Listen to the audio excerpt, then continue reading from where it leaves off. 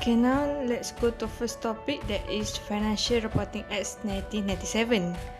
Financial Reporting Act 1997 has been defined as an act to establish the Financial Reporting Foundation and the Financial Accounting Standard Board to provide for their function and powers for matters connected therewith. Financial reporting is the disclosure of financial results and related information to management and external shareholders, for example, investor, customer, regulator, about how a company is performing over a specific period of the time. Financial reports are usually issued on a quarter and annual basis. The enactment of the Financial Reporting Act passed by Parliament in March 1997. The two bodies being responsible for setting accounting standards are the formation of the Financial Reporting Foundation or FRS and Malaysian Accounting Standard Board MASB.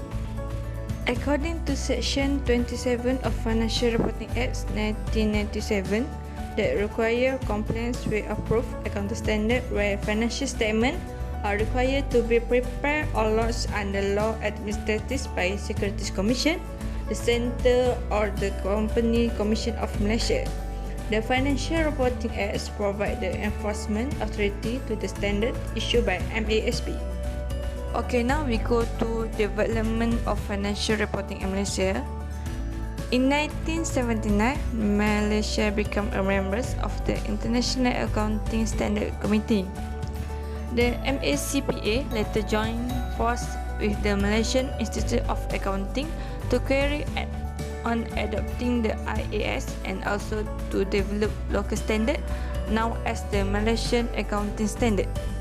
Most of the IAS issued by IASC and International Financial Reporting Standard issued by its predecessor, the International Accounting Standard Board, has been adopted in Malaysia.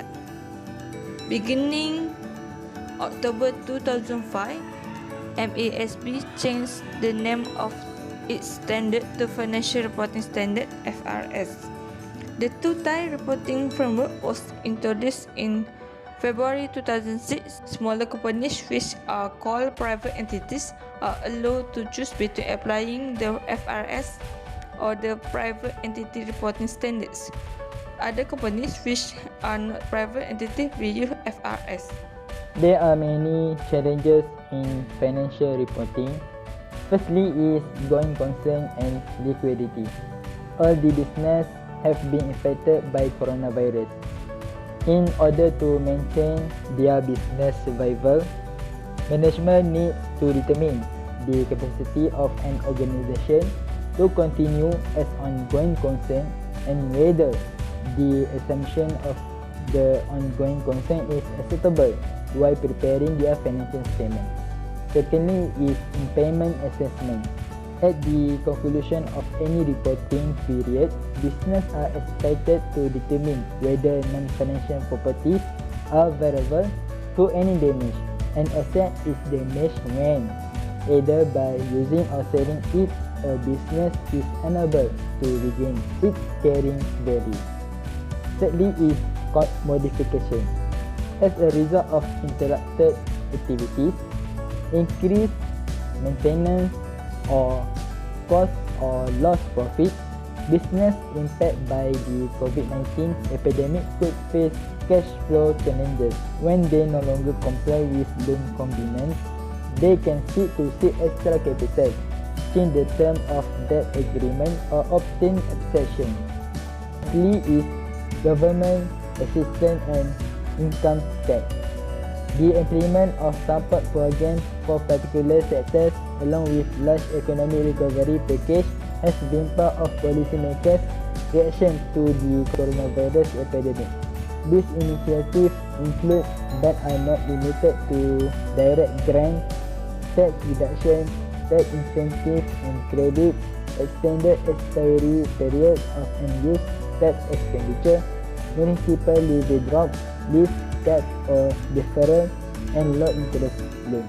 In this tumultuous time, financial statement will play an important role in coordination between team and their stakeholders. Okay, now about the Company Act 1965. The Company Act 1965 is incorporated under the Act are legally enforceable. This is the principle of regulation governing the formation and operation of the company in Malaysia. It's repealed earlier ordinance and provide formal rules and accounting requirement for the true and fair view of reporting. Amendment of the Company Act 1965 is to fulfill the changing and development of economic restructure and the business environment. The amendment is still not enough information to meet the rapid changes in economic growth as well in business structure. It is the protecting the interest investor and other shareholder is the primary purpose of amending of the Company Act. There are some changes in the amendment such as Section 131/1, Section 132/1A and Section 167. Under Section 131/1, the director act in the interest of the company while carry out its duty, while the all position do not prescribe to act in the interest of the company. There are still shortcomings in this action where the word best interest is not specifically defined to maintain the flexibility. This action is arguable when the company director refused to lay off the current employee during a financial crisis on the pretext of acting the best interest of the company, such as the corporate responsible that caused the huge losses to the company. Secondly, about the Section 131/1A is referring about the director of the company should exercise the reasonable care, skill, diligence with the knowledge, skill, experiment which may reasonably be expected of the director having the same responsibility, and also the any additional knowledge, skill, experience with the director in the fact acts. This section is about the current director as being an auditor. The director is expected to able to exercise his skill as an auditor during his position as a director. Before this, we cannot measure there is no standard knowledge among the auditor. So based on their past experience, the auditor will be feel guilty. So it's not effective reasonable for that. So next section is about Section 167 of the Company Act 1965. Is a blend of accounting framework which require absolute disclosure. Under this section, every company must keep proper evidence, accounting and other record to ensure that they will involve any transaction and financial position of the company.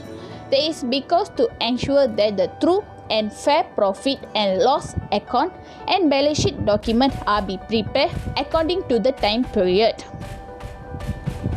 So the argument, the impact of new amendment increase the effectiveness of the company board and strengthen the ability of director in managing the company.